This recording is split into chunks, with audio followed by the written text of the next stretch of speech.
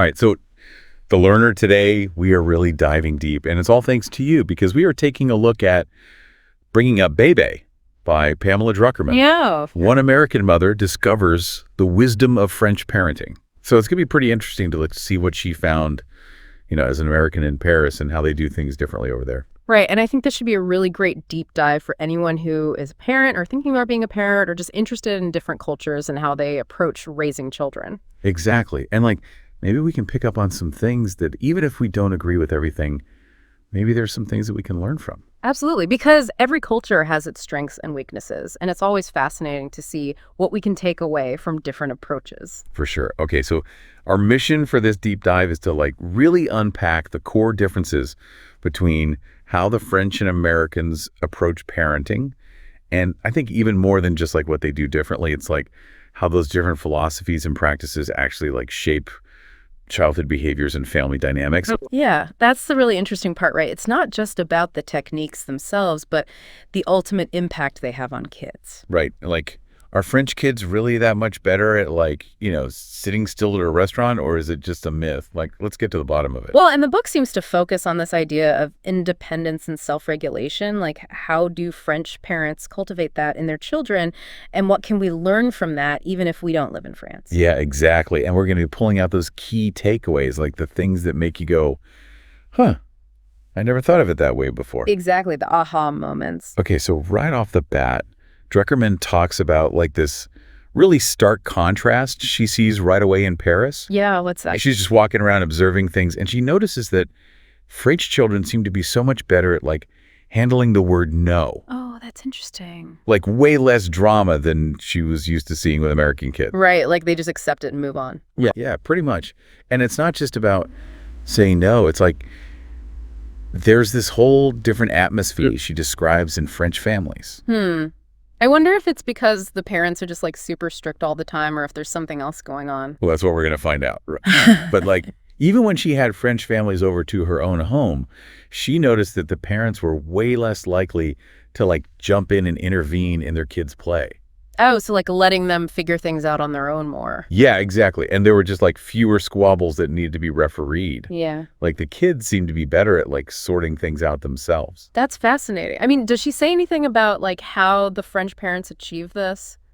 Well, one thing she points out is that there isn't really one dominant parenting philosophy in France like we see in America. Oh, interesting. How here it's 1 minute it's all about attachment parenting, and then it's free range kids, and then it's something else. Right. It's constantly changing, and you never know what the latest trend is. Exactly. But in France, she found that there's this more consistent understanding of just basic behavioral norms, and it's shared across different parts of society. Oh, wow. That's so different. Yeah, from lawyers to daycare providers to older people. It's everyone is on the same page about how kids should behave. So it's not just parents. It's a cultural thing. Yeah, and I think that's really important because it creates this predictability for children. Right. They know what to expect no matter where they are. Exactly. And it's so different from the experience of a lot of American parents who are constantly bombarded with conflicting advice and different parenting styles. Yeah, it's overwhelming. Totally. So another interesting observation Druckerman makes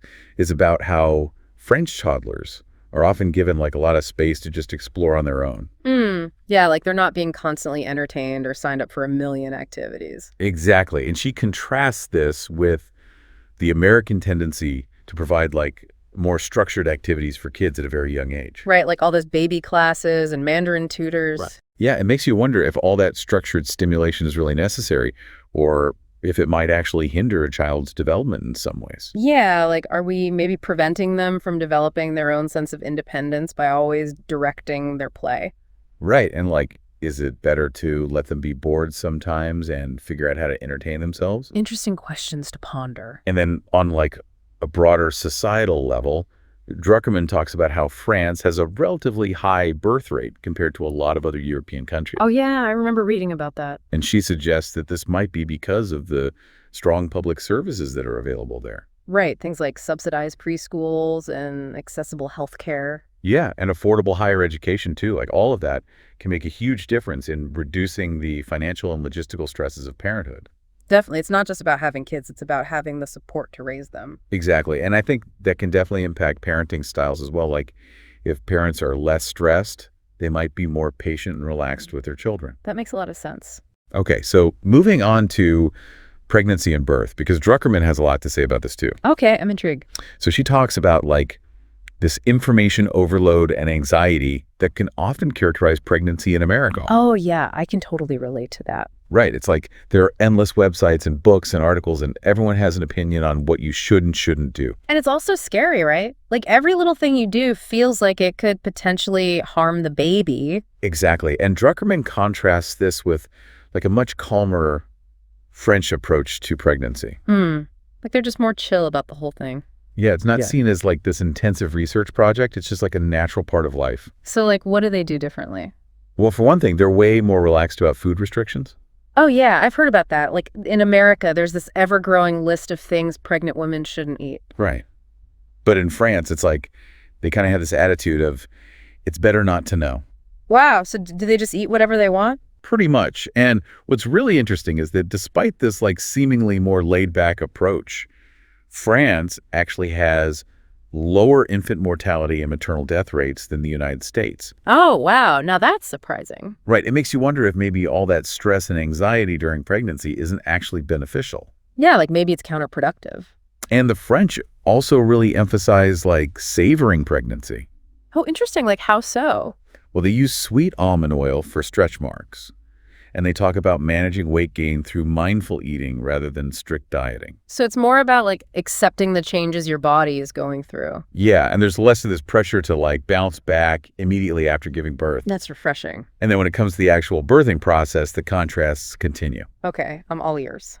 So Druckerman notes that in America, there's this trend towards highly detailed and personalized birth plans. Oh, yeah, like you have to have your essential oils and your playlist and your doula. Exactly. But in France, the approach is much more standardized. Interesting. So, like, what does that look like? Well, they really prioritize safety above all else. Yeah. And there's less emphasis on, like, catering to the mother's every whim. That's a different perspective. Yeah. And there's this great quote from a French doctor that Druckerman includes in the book. Oh, what does he say? He says, "It's not a zoo here or a circus. Basically, everyone who's give birth, like everyone on your back legs open." Wow. So, like, they're just very matter-of-fact about it. Exactly. And I think it really highlights this difference in expectations about what the birthing experience should be like. Yeah, for sure. And the croissant story that Druckerman tells is a perfect example of this cultural difference in expectations around, like, spousal support during labor. Oh, yeah, I remember that story. What was it about again? So basically, this American woman is in labor, and her husband leaves to get a croissant. And she is like completely devastated by this. Like she feels abandoned and unsupported. Oh, I can see why she'd be upset. But the point is that in the French context, this wouldn't even be seen as a big deal. Yeah, like the husband was just being practical, and the French women that Druckerman talks to about her are like, why is she making such a fuss? So it's just a different cultural norm. Exactly. And even the language around childbirth is different. Oh, how so?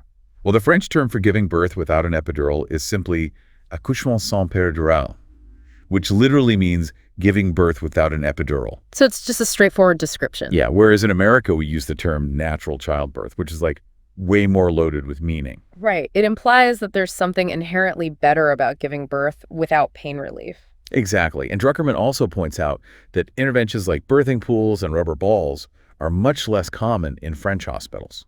So they're just more likely to stick with like the standard medical procedures. Yeah, it's all about efficiency and safety. Gotcha.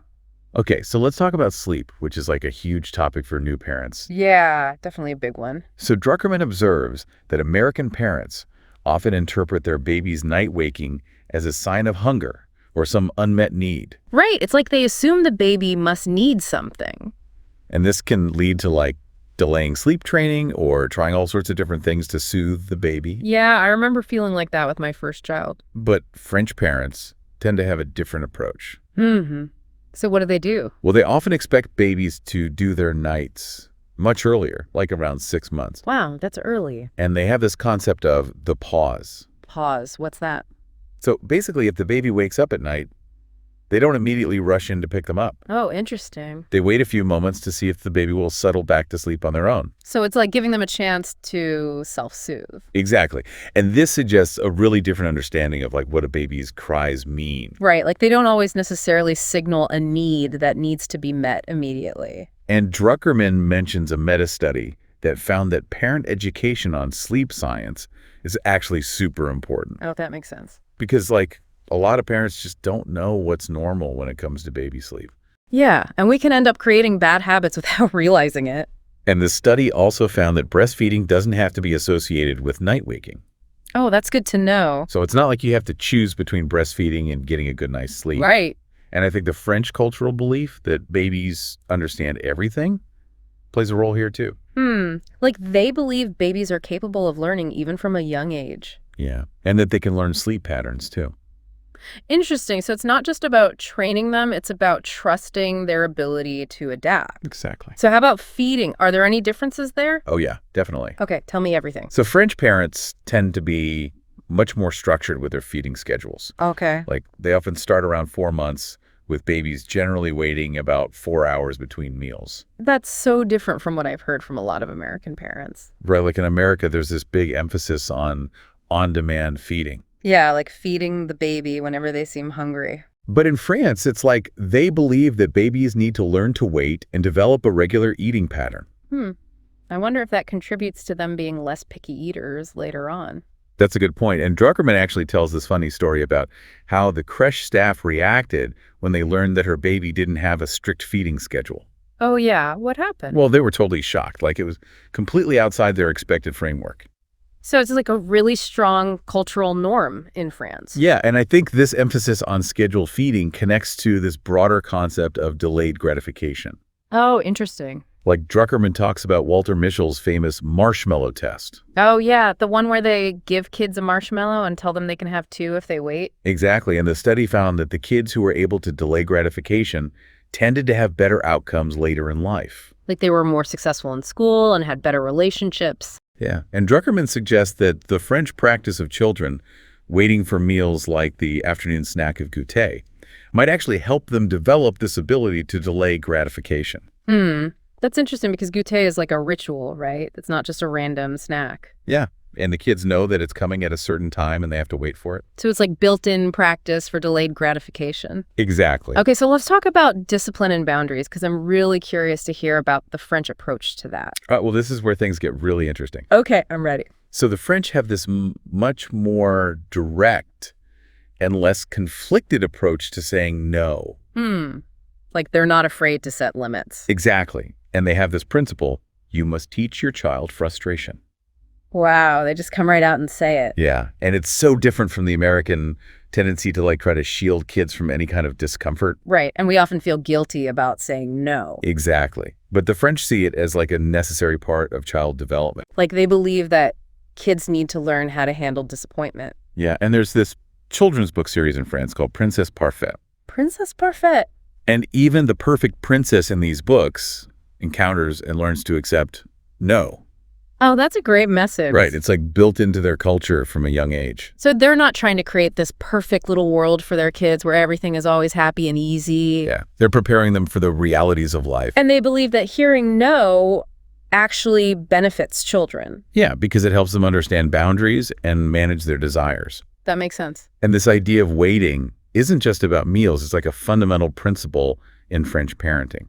Oh, interesting. Like how so? It's about teaching kids to tolerate delay and to understand that immediate gratification isn't always possible. Right. Like sometimes you have to wait for what you want. And this connects to their view of the child's nature. Okay. So they tend to see children as tiny little humans with their own inherent rhythms and capabilities. So not just as like helpless beings that need constant attention. Exactly. And Druckerman talks about Rousseau's ideas about allowing for natural development. Oh, yeah. Rousseau, the philosopher. And this concept of the parent as the only possible master.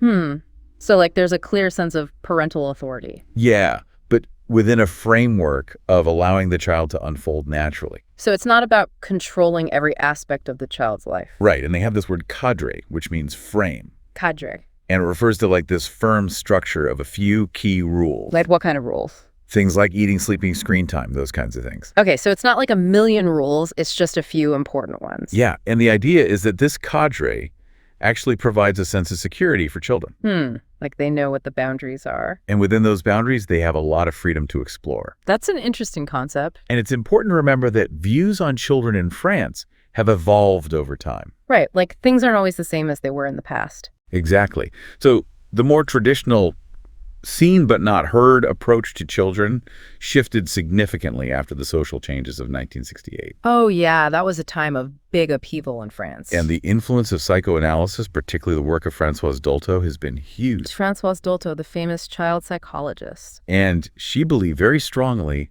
that children are rational beings capable of understanding even from a very young age. Wow. So like we shouldn't underestimate their ability to process information. Exactly. And this has really shaped how a lot of French parents interact with their kids. So it's more about communication and explanation. Yeah, rather than just giving orders. That makes sense. And this belief in the child's capacity is also reflected in their attitude towards daycare. Daycare. So in France, they have these things called crèches and maternelles. Crèches and maternelles. And they're basically like subsidized and heavily regulated daycare centers and preschools.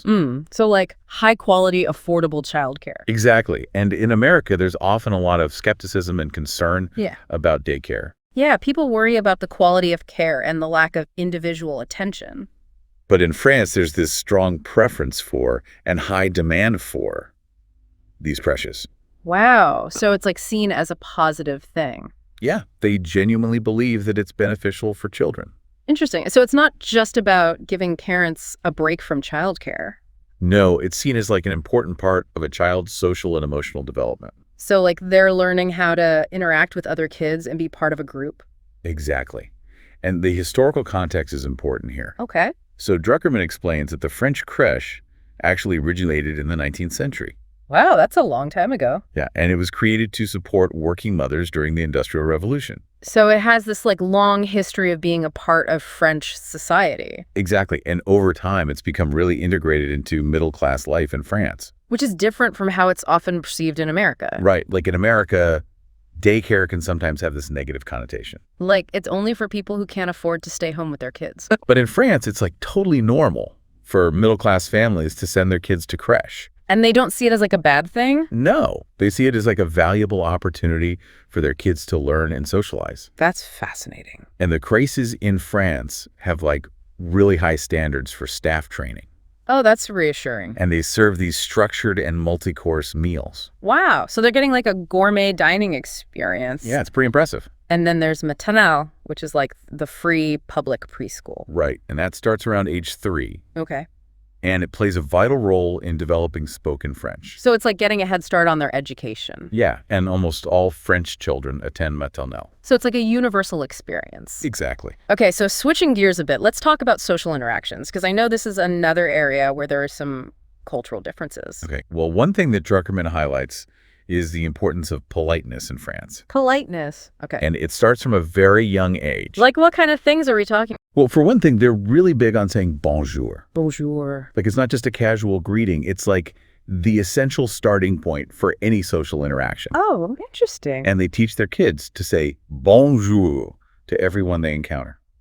Wow, so it's like ingrained in them from a very early age. Yeah. And it's not just about being polite. It's about showing respect for others. Right, like acknowledging their presence. Exactly. So are there any other interesting social norms that she observed? Well, there's this concept of bêtise. Bêtise. Which basically means like a minor act of naughtiness or a silly mistake. Okay. And the interesting thing about this concept is that it focuses on labeling the behavior rather than the child. No, that's a good distinction. Yeah, like instead of saying you're a bad boy, Yeah. it might say that was a bêtise. So it's less about judging the child's character and more about addressing the specific action. Exactly. And I think this approach is less likely to make the child feel like they're inherently bad. It's more about helping them learn from their mistakes. And Druckerman also points out a difference in children's literature. Oh, yeah, like the kinds of stories they're exposed to. So she says that French children's books sometimes portray a more realistic range of childhood behaviors. Interesting. So it's not all sunshine and rainbows? No, and they don't shy away from showing kids making mistakes and getting into trouble. I wonder if that helps them develop a more realistic view of themselves and the world. Yeah, like they're not expecting everything to be perfect all the time. Okay, so how about motherhood and identity?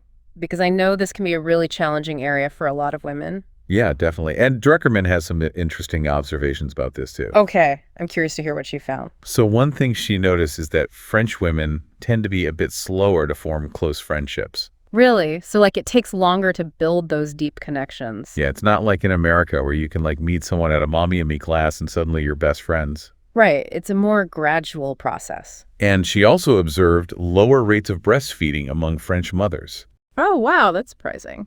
Yeah, and there are a few potential reasons for this. Like what kind of things? Well, comfort is one factor. Okay, like maybe they're just not as comfortable with breastfeeding. And there are also different societal views around breastfeeding in public. Right, like it's not as widely accepted or encouraged in France. And then there are the differing attitudes towards postpartum weight and body image. Yeah, that's a big one. So while there is this expectation for French mothers to regain their figures relatively quickly, Like they're supposed to snap back to their pre-pregnancy bodies. it's not about like intense dieting or punishing exercise. So it's more about like a gradual and healthy return to their previous weight, Yeah, and there's less of this obsession with being super skinny. which is refreshing. And the fact that French mothers typically return to work sooner also creates a different dynamic. Oh yeah, that's a big difference between France and America. Right. And it's partly because of the availability of high-quality childcare. So it's not like they're forced to choose between being a mother and having a career, Exactly. And this means that there are fewer stay-at-home mothers in France. which means fewer mommy and me classes and play groups. Yeah. And it also means that French mothers tend to have less time for like intensive parenting. Intensive parenting. Yeah, like the kind of parenting where you're constantly scheduling your kids' activities and driving them around everywhere. Oh, right, like the helicopter parent phenomenon. And the French actually have a term for this. They call it maman taxi, Maman taxi. which basically means mommy taxi. So it's not really a compliment. No, it's kind of like a dig at mothers who are constantly chauffeuring their kids around. And Druckerman suggests that French mothers don't really buy into the whole parental guilt thing. Yeah, like they don't feel bad about not spending every waking moment with their kids. And they also prioritize their own lives outside of motherhood. Exactly. And this includes like nurturing their own inner lives and the importance of le couple, Le couple. which means like the couple or the partnership. So they prioritize their relationship with their partner. Yeah, and they see this as like a fundamental part of a happy and stable family. Interesting. So it's not just about the kids, it's about the parents too. Exactly. Okay, so let's talk about food culture, because I know the French are known for their sophisticated palates. Oh, yeah. And this is another area where there are some major differences. Okay, tell me everything. So French children are generally not considered picky eaters. Really? Like they'll eat anything. Well, pretty much. And it's a stark contrast to the extreme pickiness that's often accepted in America and Britain. Yeah, like kids who will only eat chicken nuggets and macaroni and cheese. Exactly. And France also has much lower rates of childhood obesity. Wow, so they're doing something right. And Druckerman attributes this to a few things. Like what? Well, one is that they introduce children to a wide variety of tastes from an early age. So it's not just like bland baby food? No, they give them like real food with lots of different flavors. That makes sense. And they also emphasize repeated exposure to rejected foods. Oh, interesting. So like if a child refuses to eat something, they don't just give up No, they keep offering it to them over and over again. without forcing them to eat it. Exactly. And eventually the child usually comes around. Wow, that's impressive. And the French also have this very structured and balanced approach to meal planning. Okay, so like what does a typical French meal look like? Well, they usually have a protein-heavy lunch Okay, and then a lighter dinner that's served in courses. interesting. So it's not like one big plate of food. No, it's more about like savoring each dish. And what about snacks? Well, they have the regular afternoon snack called goûter, Goûter. but it doesn't usually include things like chocolate or rich desserts. So it's more like a healthy snack to tide them over until dinner. Yeah, and the French parents are also very firm about what's served at meals. Like they don't give in to their kids' demands for junk food. No, they have this attitude of, I'm serving this and you can eat it or not. So they're setting clear boundaries around food. Okay, so let's revisit this concept of authority, because I think it's really central to the French parenting approach. Yeah, definitely. And Druckerman emphasizes the importance of a parent's conviction when saying no. Like you have to mean it. Exactly. And French parents often talk about being strict in establishing the cadre. Right. That framework of rules. And it might seem counterintuitive, but they believe that this strictness actually allows for greater freedom within those boundaries. So it's like giving them a safe space to explore. And Francoise Dolto actually argued that this cadre is fundamental. Oh, yeah. She was a big believer in setting limits. And she said that clearly defined limits actually enable a child to feel more secure. And therefore be more genuinely free. Exactly. And psychiatrist Daniel Martelli adds that a key aspect of parenting is teaching a child to ask before taking. That's interesting. And he even suggests that the ultimate sign of successful education is when a child feels secure enough to choose to disobey occasionally. Wow. So it's not about blind obedience. No, it's about developing their own sense of judgment and autonomy. And the idea is that without these limits, children can feel overwhelmed by their own desires. Right, and that might be why French children seem to have fewer tantrums.